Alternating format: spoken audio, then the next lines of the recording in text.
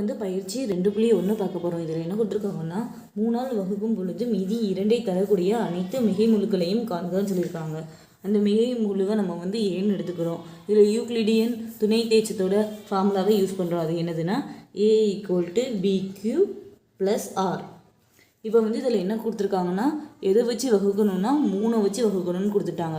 அப்போ வந்து B3 மீதி வந்து 2ஐ தரக்கூடிய அப்படின்னு சொல்லியிருக்காங்க. அப்போ வந்து R வந்து 2ன்னு கொடுத்துட்டாங்க. இப்போ இதை நம்ம இந்த இதில் சப்ஜெக்ட் பண்ணுறோம். A = B இருக்கிற இடத்துல 3, Q + R இருக்கிற இடத்துல 2. இப்போ நமக்கு வந்து Q என்னதுன்னு தெரியாது. அப்போ வந்து நம்ம Q = 0லேருந்து நம்ம மிகை முழு எண் தானே சம்பளம் கேட்டிருக்காங்க. அப்போ வந்து 0லேருந்து ஸ்டார்ட் பண்ணுற நம்பர் தானே. அப்போ 0, 1, 2, 3 அப்படின்னு நம்ம சப்ஜெக்ட் பண்ணுறோம். ஃபஸ்ட்டு வந்து Q = 0ன்னு சப்ஜெக்ட் பண்ணுறோம்.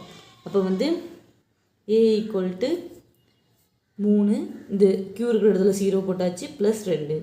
இப்போ நமக்கு என்ன கிடைக்கும்னா 0 ஆயிரும் 2ன்னு கிடைக்கும். அதே Q = 1ன்னு நம்ம சப்ஜெக்ட் பண்ணும்போது A = 3 × 1 + 2. அப்போ வந்து 1 3 தான், 3 + 2 வந்து 5ன்னு கிடைக்கும். இதே Q = 2ன்னு சப்ஜெக்ட் பண்ணும்போது A = 3 × 2 + 2. அப்போ வந்து 3 2 6, 6 + 2 8ன்னு கிடைக்கும். அடுத்தது மறுபடியும் Q = 3 அப்படின்னு சப்ஜெக்ட் பண்ணும்போது A 3 × 3 + 2. இப்போ 3 9, 9 + 2 11ன்னு கிடைக்கும். இதே மாதிரி கிடச்சிட்டே போகும். அப்போ வந்து தேவையான மிகை முழு எண் வந்து என்னதுன்னா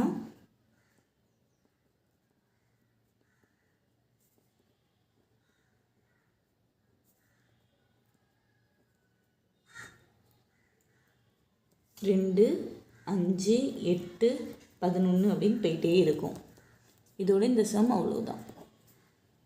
இப்போ வந்து நம்ம 2வது சம் பார்க்க போகிறோம். அதில் என்ன கொடுத்துருக்காங்கன்னா ஒரு நபரிடம் 532 பூந்தொட்டிகள் உள்ளன. அவர் வரிசைக்கு 21 பூந்தொட்டிகள் வீதம் அடுக்க விரும்புகிறார். எத்தனை வரிசைகள் முழுமை பெறும் எனவும் எத்தனை பூந்தொட்டிகள் மீதம் இருக்கும் எனவும் காண்க அப்படின்னு சொல்லியிருக்காங்க. இங்கே இருக்கிற மொத்த பூந்தொட்டிகள் வந்து என்னென்னு கொடுத்துருக்காங்கன்னா 532. வரிசைக்கு வந்து 21 பூந்தொட்டிகள் இருக்குதான்.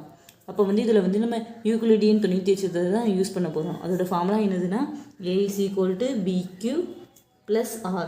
இப்போ ஏன்னா மொத்த பூந்தொட்டிகள் அது எத்தனைன்னா 532 = Bனா 21ன்னு கொடுத்துட்டாங்க. அதை போட்டாச்சு. ஏன்னா ஒரு வரிசைக்கு 21 பூந்தொட்டிகள் அப்படின்னு கொடுத்துட்டாங்க. இப்போ வந்து Qவை கண்டுபிடிக்கணும்னா நம்ம என்ன பண்ணுவோம்னா 532 21ஆல் வகுப்போம்.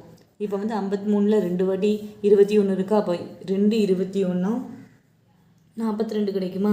அப்போ 53லேருந்து 42 கழிச்சா 11 கிடைக்குமா. அடுத்தது இந்த 2 கீழே இறக்குறோம். இப்போ வந்து 112ல் வந்து எத்தனை வாட்டி 21 இருக்குதுன்னா 5 வாட்டி இருக்குது.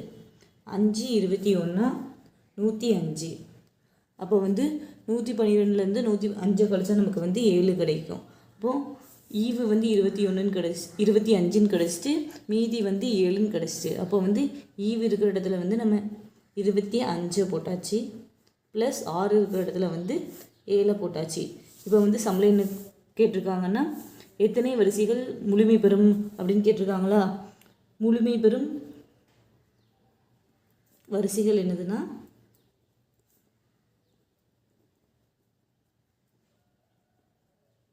25. மீதி இருக்கும் பூந்தொட்டிகள்னு கேட்டிருக்காங்களா. அப்போ மீதி இருக்கும் பூந்தொட்டிகள்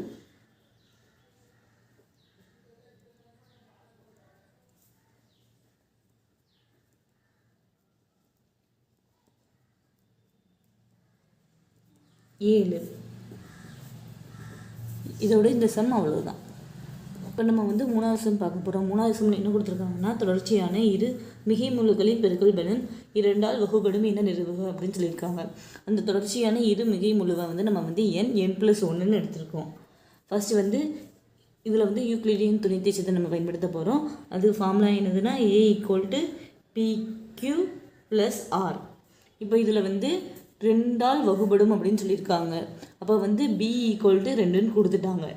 இப்போ வந்து ஒரு நம்பரை நம்ம வந்து 2ஆல் வகுத்தா அதோட கிடைக்கிற மீதி வந்து 2ஓட கம்மியாக இருக்கும். அதாவது r = 0 1 ஃபஸ்ட் ஈக்குவேஷன். நம்ம ஏக்கு பதிலாக இந்த சம்மில் வந்து என்ன தானே எடுத்திருக்கோம், அதனால் நம்ம வந்து என்ன சப்ஜெக்ட் பண்ணிக்கிறோம். n = b இருக்கிற இடத்துல 2 ஏக்கு பதிலாக என்ன சப்ஜெக்ட் பண்ணிக்கிட்டோம். b = 2 அதை போட்டாச்சு. q வந்து நமக்கு தெரில, அப்போ q அப்படியே வச்சுக்கிறோம். ப்ளஸ் r வந்து ஃபஸ்ட்டு 0ன்னு சப்ஜெக்ட் பண்ணி பார்க்கும். r = 0க்கு சப்ஜெக்ட் பண்ணி பார்க்கும். அப்போ இது 0. அப்போ என்ன கிடைக்கும்னா n = 2qன்னு கிடைக்கும். இதே r = 1ன்னு நம்ம சப்ஜெக்ட் பண்ணி பார்த்தோம்னா ஏக்கு n போட்டுட்டோம், 2q இந்த r இருக்கிற இடத்துல நம்ம இப்போ 1 போடுறோம். அப்போ வந்து +1. அப்போ n = 2q + 1ன்னு நமக்கு கிடைக்கிது. இப்போ வந்து ஃபஸ்ட்டு இப்போ 2 கேஸ் இருக்கா, 2 நிலை இருக்கா. ஃபஸ்ட்டு வந்து நிலை 1 எடுத்துக்கிறோம். அதில் வந்து n = 2q அப்படின்னு நமக்கு கிடச்சிருக்கு. இப்போ வந்து நம்ம தொடர்ச்சியான இரு மிகைமுழு எண்கள் என்ன எடுத்துருக்கோம்னா n+1ன்னு எடுத்துருக்கோமா. இப்போ வந்து நம்ம n வந்து 2qன்னு எடுத்தோம். அப்போ n+1ன்னா இந்த 2q + 1 தானே. ரெண்டு சைட்லேயுமே நம்ம வந்து +1 ஆட் பண்ணியிருக்கோம், அவ்வளோதான். இப்போ வந்து தொடர்ச்சியான இரு மிகை முழுக்களின் பெருக்கல் பலன் அப்படின்னு சொல்லியிருக்காங்க. அப்போ வந்து n-ஐயும் n+1-ஐயும் நம்ம வந்து பெருக்கணும், அதானே. அதை இப்போ நம்ம பண்ண போகிறோம். n × n+1. அப்போ என்னோட வேல்யூ வந்து 2q, n+1ஓட வேல்யூ வந்து 2q + 1. இப்போ வந்து இந்த q 2q + 1 வந்து நம்ம mன்னு எடுத்துக்கிற போகிறோம். அப்போ வந்து இந்த q 2q + 1 இருக்கிற இடத்துல நம்ம வந்து m சப்ஜெக்ட் பண்ணுவோம். அப்போ வந்து 2mன்னு கிடைக்குமா. n+1 = 2m. இந்த m அப்படிங்கிறது வந்து ஒரு மிகை முழு.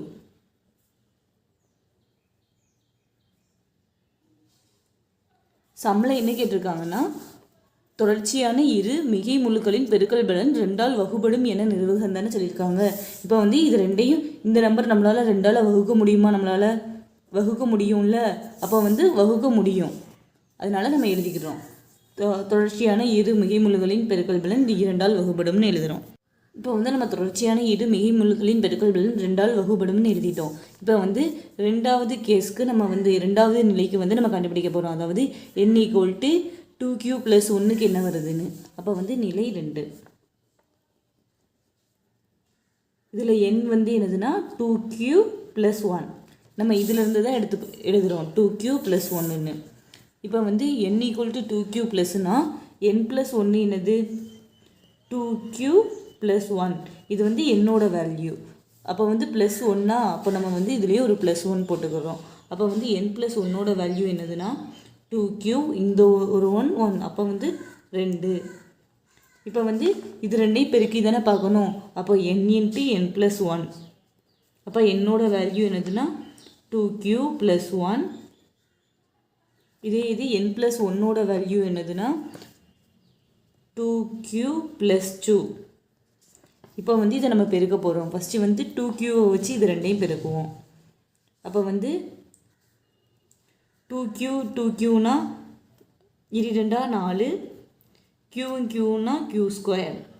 அதே மாதிரி 2qவை வச்சு 2 பெருக்குவோம். 2 4 q. அதே மாதிரி அடுத்தது 1 வச்சு இது ரெண்டையும் பெருக்குவோம். 1 வச்சு நம்ம எந்த நம்பரை பெருக்கினாலும் அதே நம்பர் தான் வரும். அப்போ வந்து 1 வச்சு 2qவை பெருக்குனா 2q வரும். 1 வச்சு 2 பெருக்குனா நமக்கு வந்து 2 வரும். இப்போ 4q². இப்போ இந்த 4qவையும் 2qவையும் நம்ம வந்து கூட்டிக்கலாம். அப்போ நமக்கு வந்து கூட்டினா 6 கிடைக்குமா. 6q + 2. இப்போது இது எல்லாத்துலேயுமே வந்து 2 காமனாக இருக்கா. அப்போ நம்ம வந்து 2 காமனாக எடுத்துக்கிறோம். அப்போ வந்து 2 4 தானே. இதில் வந்து நம்ம ஒரு 2 காமனாக எடுத்துட்டோம். அப்போ ஒரு 2 தானே மிச்சம் இருக்குது. இப்போது 2q². அதே மாதிரி 3 இதில் ஒரு 2 நம்ம காமனாக எடுத்துட்டோம். அப்போ மிச்சம் 3 தான் இருக்குது. அப்போது 3q. இதில் வந்து 2 காமனாக எடுத்துட்டோம். அப்போ ஒன்றுமே இல்லை. அப்போ நம்ம 1ன்னு போட்டுக்கிறோம். இப்போ அடுத்த ஸ்டெப்பில் என்ன பண்ணுவோம்னா p = 2q² + 3q + 1. அதாவது இந்த ப்ராக்கெட்டில் இருக்குல்ல, இதை வந்து நம்ம pன்னு வந்து அசியூம் பண்ணிக்கிறோம். அப்போது இந்த 2q² + 3q + 1க்கு பதிலாக நம்ம pயை சப்ஸ்டியூட் பண்ணிக்கலாமா? அப்போ வந்து 2p. இப்போ இது ரெண்டால் நம்மளால் வகுக்க முடியுமா? வகுக்க முடியும். பை 2ன்னு போட்டால் வகுப்படுது இல்லை. நம்ம இது என்ன கேட்டிருக்காங்க? தொடர்ச்சியான இரு மிகை முழுக்களின் பெருக்கல் பலன் 2ஆல் வகைப்படும் தானே, ஏன்னா நிறுவுகன் தானே கேட்டிருக்காங்க. அப்போது இதை நம்ம பெருக்கினாலும் வர்ற நம்பர் வந்து 2ஆல் வகுப்படுது. அதையும் நம்ம எழுதிக்கிட்டால் இந்த சம் அவ்வளோதான். தொடர்ச்சியான இரு மிகை முழுக்களின் பெருக்கல் பலன் 2ஆல் வகுப்படும்னு நம்ம ப்ரூவ் பண்ணியாச்சு. சம்மில் என்ன கேட்டிருக்காங்கன்னா தொடர்ச்சியான இரு மிகை முழுக்களின் பெருக்கல் பலன் 2ஆல் வகுப்படும் என நிறுவுகன் கேட்டிருக்காங்க. அதனால இந்த சம் இதோட முடிஞ்சிடுச்சு. 4வது சம்மில் என்ன கொடுத்துருக்காங்கன்னா A, B மற்றும் C என்ற மிகை முழுக்களை 13ஆல் வகுக்கும் பொழுது கிடைக்கும் மீதிகள் முறையே 9, 7, 10 எனில் A + B + C ஆனது 13ஆல் வகுப்படும் என நிரூபின்னு கேட்டிருக்காங்க. இதில் வந்து நம்ம யூக்ளிடியன் துணை தேசியத்தை தான் பயன்படுத்த போகிறோம். அதோட ஃபார்முலா என்னென்னா A = BQ + R. இதில் வந்து ஏன்னா நம்ம எடுக்கிற நம்பர். இந்த சம்மில் என்ன கொடுத்துருக்காங்கன்னா 3 இது கொடுத்துருக்காங்க. அதாவது ABC. அப்போ முதல் நம்பரோடது வந்து A, 2வது நம்பரோடது B, 3வது நம்பரோடது C. இதை வந்து 13ஆல் வகுக்க போகிறோம். எல்லா நம்பரையுமே நம்ம வந்து 13ஆல் தான் வகுக்க போகிறோம். அப்போ வந்து எல்லாத்துக்குமே B வேல்யூ சேம் தான், அதாவது 13. அடுத்தது வந்து எல்லாத்துக்குமே ABC அப்படிங்கிறது வெவ்வேறான எண்ணு தானே, அதனால் வந்து Qவோட மதிப்பு வேறு வேறையாக தான் இருக்கும். அதனால் நம்ம வந்து Q1, Q2, Q3ன்னு போட்டுக்கிறோம். ப்ளஸ் மீதி அவங்க வந்து சம்மில் கொடுத்துருக்காங்க ABC என்ற மிகை முழுக்களை 13ஆல் வகுக்கும் பொழுது கிடைக்கும் மீதிகள் முறையே 9, 7, 10. அப்போ Aக்கு வந்து 9, Bக்கு வந்து 7, Cக்கு வந்து 10. இப்போ வந்து ABCயை நம்ம எழுதிட்டோம். இப்போ வந்து A + B + C ஆனது 13ஆல் வகுப்படும் என நிரூபிக்க அப்படின்னு கேட்டிருக்காங்க. அப்போ வந்து A + B + Cயை நம்ம கண்டுபிடிக்கணுமா? ஃபஸ்ட்டு ஏயோட வேல்யூ எழுதிக்கிறோம். 13 Q1 + 9. அடுத்தது பியோட வேல்யூ நம்ம எழுதிக்கிறோம் ப்ளஸ், ஏன்னா A + B + C தானே, அப்போ 13 Q2 + 7. இதில் சியோட வேல்யூ எழுதிக்கிறோம் 13 Q3 + 10. இப்போ வந்து நம்பர்ஸ் எல்லாம் நம்ம கூட்ட முடியுமா? அதை கூட்டிக்கணும். 13 Q1 13 Q2 + 13 Q3. இது எல்லாத்தையும் கூட்டினா நமக்கு வந்து 26 கிடைக்குதா? இப்போ வந்து இது எல்லாத்துலேயுமே வந்து நம்ம 13 காமனாக எடுக்க முடியும்ல, அதை நம்ம வந்து காமனாக எடுக்கும். அப்போ இது 13 எடுத்துட்டால் Q1 இருக்கும், இங்கே 13 காமனாக எடுத்தால் Q2 இருக்கும், இங்கே 13 காமனாக எடுத்தால் Q3 இருக்கும். 2 × 13 தானே 26. அப்போ இதில் வந்து நம்ம 13 எடுத்துட்டால் பேலன்ஸ் 2 தானே இருக்கும், அதை நம்ம போட்டாச்சு. இப்போ வந்து P = Q1 Q2 Q3 + 2 அப்படின்னு நம்ம எடுத்துக்கிட போகிறோம். அதாவது இதுக்கு பதிலாக வந்து நம்ம பியை சப்ஸ்டியூட் பண்ண போகிறோம். அப்போ வந்து நமக்கு 13 Pன்னு வரும், கிடச்சிருமா? அதுக்கிற வந்து P என்பது ஒரு முழு எண்ணுன்னு எழுதிக்கணும், மிகை முழு. இப்போ வந்து இதில் என்ன சொல்லியிருக்காங்க? சம்மில் என்ன கேட்டிருக்காங்க? A + B + C ஆனது 13ஆல் வகுப்படும் என நிரூபின்னு தானே கேட்டிருக்காங்க. அப்போது இந்த A + B + Cயால் கிடைச்ச வேல்யூ வந்து 13ஆல் நம்மளால் வகுக்க முடியும்ல இதை. அப்போ வந்து இதை நம்ம ப்ரூவ் பண்ணியாச்சு. இதோட இந்த சம்